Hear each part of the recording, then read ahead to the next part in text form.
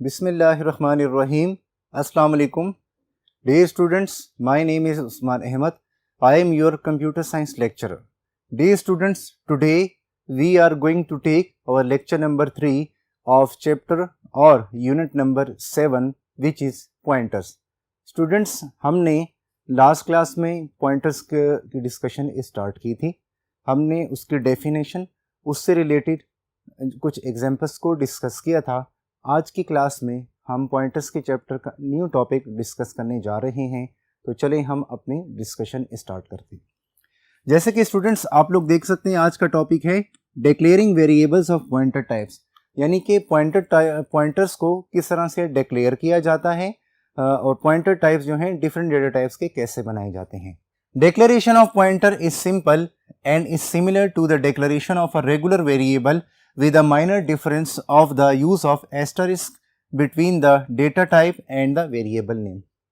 देखें स्टूडेंट्स, आप जानते हैं कि जैसे आप लोग वेरिएबल्स को डिक्लेयर करते हैं, चाहे वो इंटीजर टाइप के वेरिएबल्स हों, फ्लोट टाइप के वेरिएबल्स हों या कैरेक्टर टाइप के वेरिएबल्स हों, तो स्टूडेंट ये जो वेरिएबल्स होते हैं ये डिफरेंट डेटा टाइप्स के होते हैं. स्ट्रिंग के भी हो सकते हैं स्टूडेंट्स.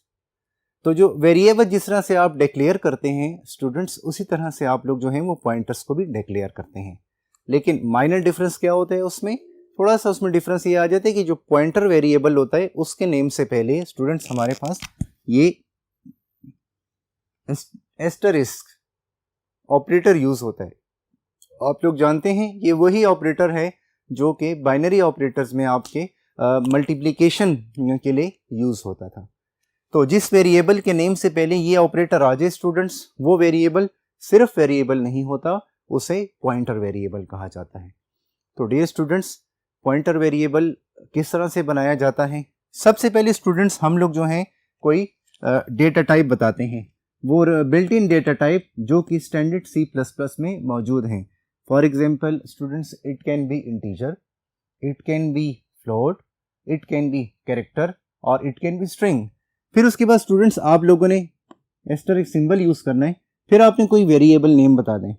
स्टूडेंट्स वेरिएबल नेम के रूल्स ऑलरेडी आप लोगों ने चैप्टर 3 में डिटेल के साथ स्टडी किए कि वेरिएबल नेम जो है वो स्टार्टिंग उसका अल्फ़ाबेट होता है, बाद में कोई वैलिड कम्बिनेशन आ सकती है. तो फिर कोई वेरिएबल नेम आप बताते हैं. फॉर एग्जाम्पल स्टूडेंट्स हमने एक वेरिएबल बनाया, हमने एक डेटा टाइप यूज़ की इंटीजर, फिर हमने एक वेरिएबल बनाया टोटल मार्क्स के नाम से. तो देखें अब ये जो टोटल मार्क्स के नाम से हमने वेरिएबल बनाया है, अब ये है तो वेरिएबल, लेकिन इसके स्टार्ट में जैसे ही हम लोग ये वाला सिंबल यूज करेंगे, ये वाला ऑपरेटर यूज करेंगे स्टार, इट मींस कि ये एक पॉइंटर बन गया है, pointer variable of type integer. तो ये इंटीजर टाइप का एक पॉइंटर है स्टूडेंट्स. ये तरीका है डियर स्टूडेंट्स कि हम लोग पॉइंटर वेरिएबल्स को किस तरह से डिक्लेयर कर सकते हैं. स्टूडेंट्स ज़रूरी नहीं कि आप लोग इंटीजर टाइप का पॉइंटर बनाएं. आपको याद है डियर स्टूडेंट्स, हमने लास्ट क्लास में फ्लोट टाइप का भी एक पॉइंटर बनाया था, फॉर एग्जांपल परसेंटेज. हमने कैरेक्टर टाइप का एक पॉइंटर बनाया था, for example CH. Dear students आज की क्लास में जब हम लोग नेक्स्ट टॉपिक पे मूव करेंगे इंशाल्लाह, उसमें आपकी प्रैक्टिकल भी होगा, तो उसमें आप देखेंगे कि फ्लोट टाइप के पॉइंटर्स को कैसे डिक्लेयर किया जाता है, उन्हें कैसे यूज़ किया जाता है. तो आज आपको ये कॉन्सेप्ट भी इंशाल्लाह बहुत बेहतर तरीके से क्लियर हो जाएगा. तो स्टूडेंट्स हमारी बात हो रही थी पॉइंटर डिक्लेरेशन पे कि पॉइंटर्स को उसी तरह से डिक्लेयर किया जाता है जिस तरह से दूसरे वेरिएबल्स को. माइनर डिफरेंस ये है कि पॉइंटर के नेम से पहले ये एस्टरिस्क ऑपरेटर यूज़ होता है. और आपको याद है कल हमने स्टडी किया था कि इससे हम क्या कहते हैं, ये जो है हमारा एक रेफरेंस ये जो है हमारा जो है एक ऐसा ऑपरेटर होता है जिसे डी रेफरेंस ऑपरेटर कहते हैं. और स्टूडेंट्स आज की क्लास में इस पे हम बहुत डिटेल से बात भी करेंगे और इस पे एक आपका फुल टॉपिक है. तो ये हमारा जो है इंटीजर हमारी डेटा टाइप है स्टूडेंट्स, और टोटल मार्क्स हमारे पास एक वेरिएबल है, यानी pointer variable of type integer. Students हमारा नेक्स्ट टॉपिक है पॉइंटर इनिशियलाइजेशन का. डियर स्टूडेंट्स इनिशियलाइजेशन का मतलब क्या होता है, क्या आप जानते हैं? अगर मैं आपसे क्वेश्चन करूं, yes your answer is right. जब हम वेरिएबल को डिक्लेयर करें जहां पे, वहां पे ही उसे हम कोई वैल्यू असाइन कर दें, स्टार्टिंग वैल्यू असाइन कर दें, या किसी दूसरे वेरिएबल की वैल्यू असाइन कर दें तो उसमें हम कहते हैं कि हमने वो वेरिएबल को इनिशियलाइज कर दिया है। तो स्टूडेंट्स अभी हम ये देखने जा रहे हैं कि हम पॉइंटर की इनिशियलाइजेशन कैसे करते हैं। Assigning values to pointers at declaration time. Dear students, जब हम लोग डिक्लेरेशन टाइम पे पॉइंटर को वैल्यूज असाइन करते हैं, इससे हम कहते हैं pointer initialisation. I am going to repeat. Dear students, जब हम लोग वेरिएबल्स को डिक्लेरेशन टाइम पे जो है वैल्यूज असाइन करते हैं, इससे हम कहते हैं पॉइंटर इनिशियलाइजेशन। अब स्टूडेंट्स, इस कॉन्सेप्ट को बेटर अंडरस्टैंड करने के लिए हम लोग नेक्स्ट बोर्ड पे मूव कर रहे हैं। उस बोर्ड पे हम इसकी एग्जाम्पल भी डिस्कस करते हैं, फिर हम उसका एक प्रैक्टिकल भी कंडक्ट करेंगे। प्रैक्टिकल से स्टूडेंट्स आपको ये एडवांटेज हो जाएगा, आपको पॉइंटर की डिक्लेरेशन जो इनिशियलाइजेशन प्रॉपर करनी आ जाएगी। इनिशियलाइजेशन का कॉन्सेप्ट अलॉन्ग विद एग्जाम्पल आपको क्लियर हो जाएगा और उसमें जो है हमारी स्टेप बाय स्टेप जो है वो डिस्कशन होगी। तो चलिए स्टूडेंट्स, अब हम क्या कर रहे हैं, इस टॉपिक की एग्जाम्पल डिस्कस करने के लिए हम लोग नेक्स्ट बोर्ड पे मूव कर रहे हैं। डियर स्टूडेंट्स, अब हम लोग पॉइंटर इनिशियलाइजेशन की एक एग्जाम्पल डिस्कस करते हैं। तो चलें हम स्टार्ट लेते हैं। स्टूडेंट, जैसा कि आप देख रहे हैं कि फर्स्ट 2 लाइंस में हमारी जो है वो प्री प्रोसेसर डायरेक्टिव्स हैं। प्री प्रोसेस डायरेक्टिव्स आपने ऑलरेडी चैप्टर 3 में आप जो है कंट्रोल स्ट्रक्चर्स में इसकी डिटेल से आप लोगों ने डिस्कशन देखी थी। फिर हमारे पास नेक्स्ट लाइन में स्टूडेंट्स ये जो है हमारा क्या है, ये हमारा मेन फंक्शन है। स्टूडेंट्स, मैंने आप लोगों को कल भी बताया था कि मेन फंक्शन जो है ये C++ के प्रोग्राम में एक एंट्री पॉइंट होता है। अगर आप अपने C++ के प्रोग्राम में, C# के प्रोग्राम में या जावा लैंग्वेज के प्रोग्राम में मेन फंक्शन को इंक्लूड नहीं करेंगे तो आपका प्रोग्राम जो है उसका कंट्रोल ऑपरेटिंग सिस्टम को पास नहीं होगा। ऑपरेटिंग सिस्टम को पास नहीं होगा, फिर प्रोग्राम एग्जीक्यूट नहीं होगा, आपको रिजल्ट नहीं मिलेगा। तो मेन फंक्शन जो है ये आपके प्रोग्राम का एंट्री पॉइंट और ये इंपॉर्टेंट चीज़ है, इसे आपने मस्ट इंक्लूड करना है। तो फिर हमने मेन फंक्शन को यूज़ किया। डियर स्टूडेंट्स, ये जो है हमारे पास ये मेन फंक्शन की बॉडी कहलाती है। ओपन ब्रैकेट क्लोज ब्रैकेट, इसे बॉडी ऑफ द फंक्शन कहते हैं स्टूडेंट्स। तो बॉडी ऑफ द फंक्शन के अंदर जो है हम वो तमाम की तमाम कोडिंग करते हैं, वो स्टेटमेंट्स लिखते हैं जो कि हमारी किसी प्रॉब्लम का सोल्यूशन होती हैं। तो सबसे पहले स्टूडेंट्स हमने क्या किया, हमने फ्लोट डेटा टाइप को यूज किया। हमने उसका एक वेरिएबल टेम्प बनाया। स्टूडेंट्स, आप जानते हैं कि फ्लोट डेटा टाइप जो है ये वो डेटा टाइप होती है जो हम उस वक्त यूज करते हैं जब हम ऐसे नंबर्स कंप्यूटर की मेमोरी में स्टोर करना चाहते हैं जिसमें पॉइंट हो। पॉइंट वाले नंबर्स को स्टोर करने के लिए हम फ्लोट डेटा टाइप को यूज करते हैं। और F फॉर फ्लोट, और फ्लोट डेटा टाइप की जो है वो कितनी मेमोरी रिजर्व करता है कंप्यूटर में, ये डेटा टाइप 4 बाइट्स की मेमोरी रिजर्व करती है या 32 बिट्स की। डियर स्टूडेंट्स, नेक्स्ट जो है हमने एक टेम्प वेरिएबल बनाया है।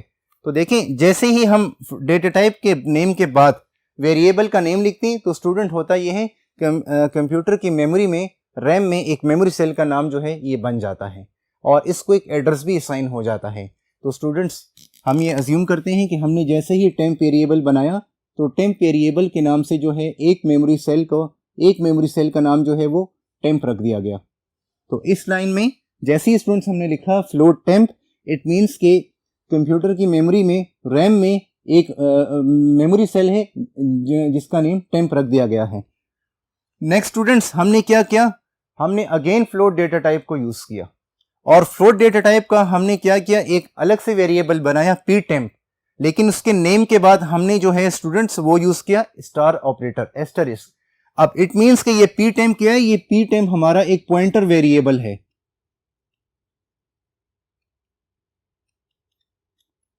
डियर स्टूडेंट्स, ये हमारा क्या है, ये एक पॉइंटर वेरिएबल है और ये वो पॉइंटर वेरिएबल है जो कि दूसरे वेरिएबल के मेमोरी एड्रेस को अपने पास स्टोर करेगा। तो देखिए स्टूडेंट, ptemp हमारा एक पॉइंटर वेरिएबल है और of float data type. Next student, हमने क्या किया, हमने टेम्प वेरिएबल का जो एड्रेस है स्टूडेंट्स, ये जो है हमारा एड्रेस ऑफ ऑपरेटर कहलाता है, एड्रेस ऑफ ऑपरेटर। स्टूडेंट्स, फिर हमने क्या किया, हमने टेम्प वेरिएबल का जो एड्रेस है वो हमने ptemp को असाइन कर दिया। डियर स्टूडेंट्स, हमने फर्स्ट लेक्चर में पॉइंटर के डिटेल से बात की थी कि जो मेमोरी एड्रेसेस होते हैं वो कुछ सिस्टम्स में डेसिमल नंबर सिस्टम में होते हैं, कुछ में हेक्साडेसिमल नंबर सिस्टम में होते हैं। ये आपके डिपेंड करता है आपके कंप्यूटर आर्किटेक्चर पे। तो हम अज्यूम करते हैं, हम सपोज करते हैं कि वेरिएबल टेम्प जो है इसका एड्रेस 100 है। जैसे ही स्टूडेंट्स हमने पी टेम्प एक पॉइंटर वेरिएबल बनाया तो पी टेम्प के नाम से हमारे पास जो है एक वो बन जाएगा,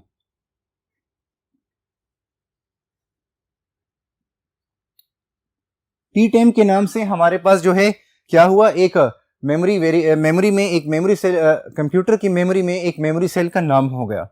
अब स्टूडेंट्स हमने क्या किया है, हमने टेम्प का जो एड्रेस है वो पी टेम्प को असाइन किया है। तो देखें यहां से एक इस तरह से एरो बन जाएगा और ये जो इसका 100 एड्रेस 100 है, ये क्या है स्टूडेंट्स, ये टेम्प का एड्रेस है। ये एड्रेस जो है ये पी टेम्प में स्टोर हो जाएगा, ये एड्रेस पी टेम्प में स्टोर हो जाएगा। क्यों स्टोर हो जाएगा, क्योंकि स्टूडेंट्स यहां पे हमने ampersand sign address of operator को यूज किए और हमने कहा है कि टेम्प का जो एड्रेस है वो पी टेम्प को दे दें। तो देखें टेम्प का जो एड्रेस है वो पी टेम्प के में सेव हो गया है।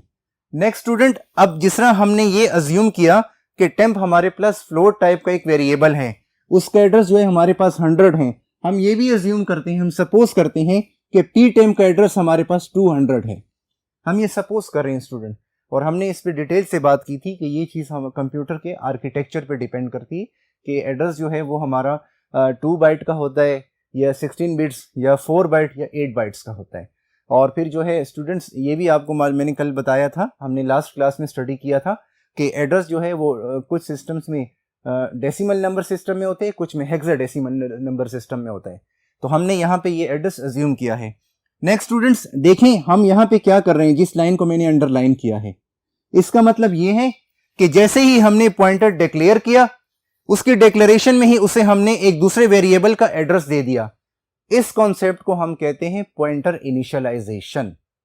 Students I am going to repeat this point कि जैसे ही हमने पॉइंटर डिक्लेयर किया उसकी डिक्लेरेशन में हमने उसे एक दूसरे वेरिएबल का एड्रेस दिया। यानी यहां पे मैंने एक पी टेम्प पॉइंटर बनाया है और मैंने टेम्प वेरिएबल का एड्रेस इसको दिया है।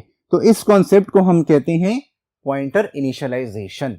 जो हमारा टॉपिक है स्टूडेंट्स हम उसको डिस्कस कर रहे हैं, उसकी डेफिनेशन यहां से हमें क्लियर हो जाती है।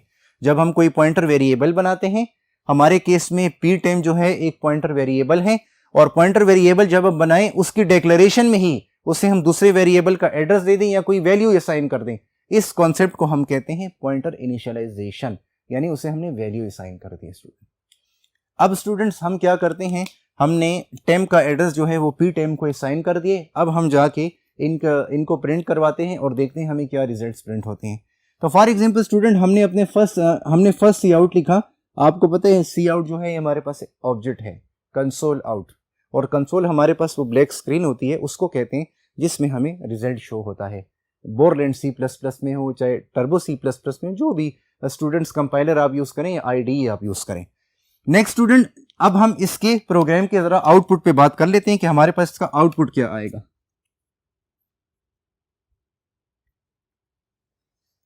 देखिए स्टूडेंट्स, जैसे ही हम लोगों ने फर्स्ट सी आउट में लिखा the address of temp is, तो यहां पे सबसे पहले हमें मैसेज में प्रिंट होगा, आउटपुट में प्रिंट होगा the address of temp is equal sign. अब स्टूडेंट्स यहां पे हमने क्या लिखा है, हमने ये एड्रेस ऑफ ऑपरेटर यूज किया है और हमने टेम्प वेरिएबल का नाम लिखा है। तो अगर जिस कंप्यूटर पे हम इस प्रोग्राम को चलाएंगे, रन करेंगे, अगर वहां पे इसका एड्रेस 100 है तो वो यहां पे प्रिंट हो जाएगा। और हमारे केस में एड्रेस 100 है जो हमने अज्यूम किया है, हमने सपोज किया है। अब जरूरी नहीं कि यही एड्रेस आपके भी उस मशीन पे, उस कंप्यूटर पे, लैपटॉप पे हो, जो कि आप जिस उस पे आप ये प्रोग्राम चलाएंगे उस पे रिजल्ट डिफरेंट भी हो सकते हैं students. Next student and L, इसके थ्रू जो है पॉइंटर न्यू लाइन में चला जाएगा। फिर देखें अगेन आपको मैसेज आएगा the value of p temp is. तो स्टूडेंट मैं डिफरेंट मार्कर से इसलिए लिख रहा हूं ताकि आप लोग तो थोड़ा सा क्लियरली पता चल जाए। The value of p temp is equal to 100। अब देखिए स्टूडेंट्स, यहां पे ये बात इंपॉर्टेंट नोट करने की है कि हमारे पास जो वेरिएबल टेम्प का एड्रेस 100 है, वेरिएबल टेम्प का जो 100 एड्रेस है वो हमारे पास पी टेम्प की वैल्यू बन गई है। वो पी टाइम की स्टूडेंट्स वैल्यू बन गई है। तो इसका मतलब ये हुआ स्टूडेंट्स, यहां से हमें क्लियर हो गया, जब हम एक वेरिएबल का एड्रेस दूसरे वेरिएबल को असाइन करते हैं तो फर्स्ट वेरिएबल के लिए वो एड्रेस ही होता है, लेकिन सेकंड वेरिएबल के लिए वो वैल्यू बन जाती है। तो स्टूडेंट्स आप देख सकते हैं कि हमारे पास टेम्प के लिए 100 जो है वो एड्रेस है, और पी टाइम के लिए जो 100 है वो क्या है, वो एक वैल्यू बन गई है। तो देखिए स्टूडेंट्स, हम जो टेम्प का एड्रेस होगा वो पी टाइम की वैल्यू बन जाएगी। तो इस प्रोग्राम से स्टूडेंट्स आपको ये क्लियर हो जाता है कि पॉइंटर की इनिशियलाइजेशन किस तरह से होती है। जिस जगह पे हम पॉइंटर को डिक्लेयर करें और वहीं पर हम डिक्लेरेशन में ही उसे हम किसी वेरिएबल का एड्रेस असाइन करें या कोई वैल्यूज असाइन कर दें, इसको हम कहते हैं पॉइंटर इनिशियलाइजेशन। और स्टूडेंट्स ये एग्जांपल जो है ये सिंपल एग्जांपल है, पॉइंटर इनिशियलाइजेशन के कॉन्सेप्ट को समझने के लिए बहुत बेहतर एग्जांपल है। और इस एग्जांपल की जो आप प्रैक्टिस करेंगे इंशाल्लाह ये आप कॉन्सेप्ट आपको फर्दर रिफाइन होता चला जाएगा। अब स्टूडेंट्स फिर क्या हुआ, फिर गेट ch फंक्शन को यूज किया गया। आप लोग जानते हैं कि get ch stands for get a character, ये आप लोगों ने चैप्टर 3 में डिटेल के साथ स्टडी किया है।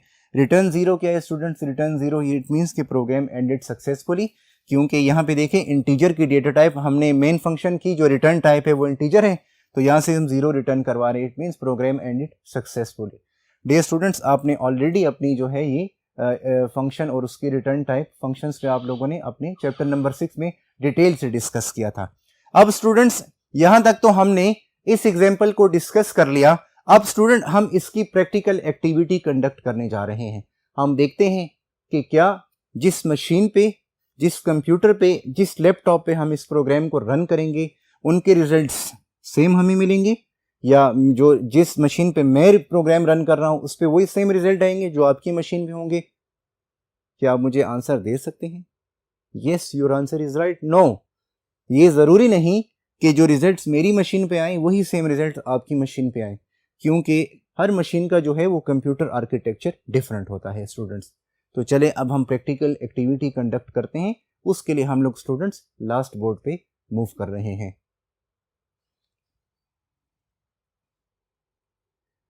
डे स्टूडेंट्स, अब हम लोग पॉइंटर इनिशियलाइजेशन की एग्जांपल के प्रैक्टिकल कंडक्ट कर लेते हैं। तो जैसा कि स्टूडेंट्स आप लोग स्क्रीन पे देख सकते हैं कि हमारे पास जो है वो एक क्या है, हमारे पास जो है ये एक प्रोग्राम है, एग्जांपल है वही जो हमने अभी बोर्ड पे डिस्कस किए स्टूडेंट्स।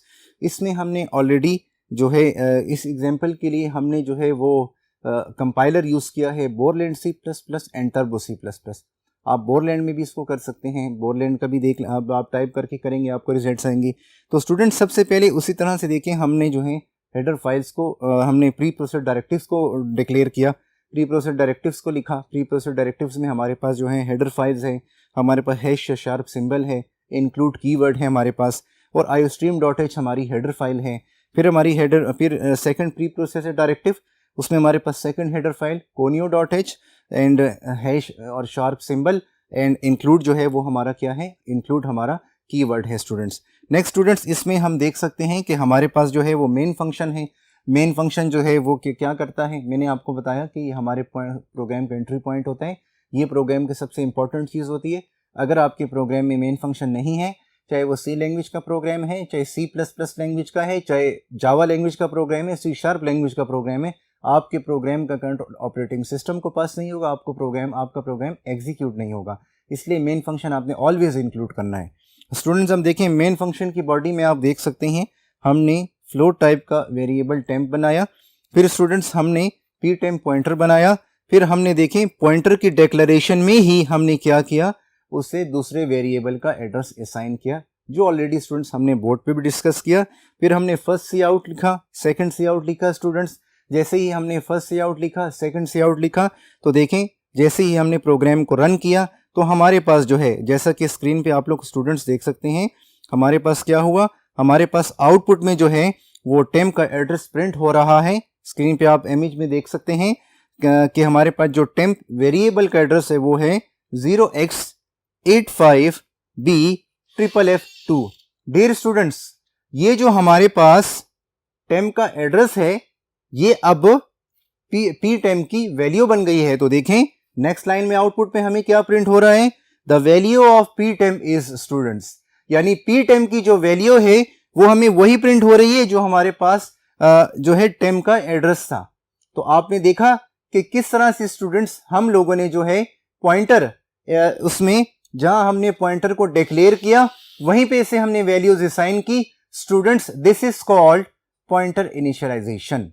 और स्टूडेंट्स यहां मैं आपको अगेन ये बात बताता चलूं कि ज़रूरी नहीं जो रिजल्ट्स मुझे यहाँ पे आ रहे हैं वो आपके लैपटॉप या उस कंप्यूटर पे मशीन पे जिस पे आप इसको प्रोग्राम को चलाएं सेम हो सकता है रिजल्ट आपका एड्रेस यही हो, मे बी डिफरेंट हो सकता है, बस जस्ट आपको कॉन्सेप्ट क्लियर होना चाहिए। तो स्टूडेंट्स अब हम लोग जो हैं अपने नेक्स्ट टॉपिक की डिस्कशन के लिए फर्स्ट बोर्ड पे मूव कर रहे हैं।